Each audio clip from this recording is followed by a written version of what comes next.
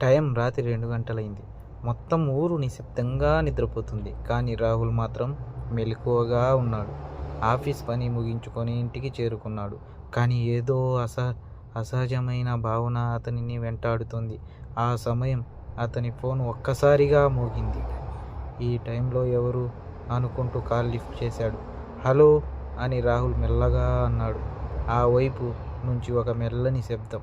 రాహుల్, నువ్వు ఒంటరిగా లేవు. అతని గుండె ఒక్కసారిగా గట్టిగా కొట్టుకుంది. ఎవరు మీరు అని అడిగాడు. జవాబు లేదు. కాల్ కట్ అయింది. రాహుల్ కంగారుగా చుట్టూ చూశాడు. అన్నీ సైలెంట్. కానీ కిచెన్ దగ్గర నుంచి గ్లాస్ పడిన శబ్దం వినిపించింది. అతను నెమ్మదిగా అక్కడి నుండి వెళ్ళాడు.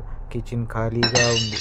కానీ నేలపై గ్లాస్ ముక్కలు ఎరిగిపడి ఉన్నాయి. ఎలా జరిగింది అని అనుకున్నాడు. తిరిగి వెళ్ళబోతుండగా మళ్ళీ ఫోన్ మోగింది. అదే నెంబర్ నుండి.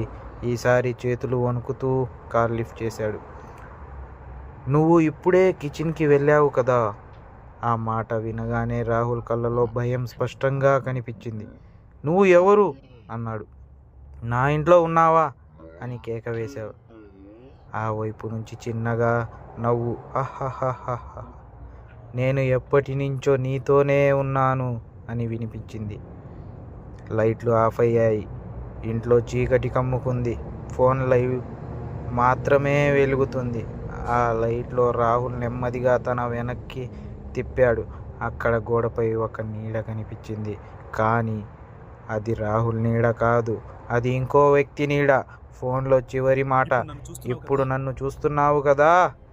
మరుసటి రోజు పోలీసులు రాహుల్ ఇంటి తలుపు పగలగొట్టి లోపలికి వెళ్ళారు. అక్కడ ఫోన్ నేలపై పడుంది. స్క్రీన్పై చివరి కాల్ రికార్డ్ ఇంకా ఓపెన్లో ఉంది.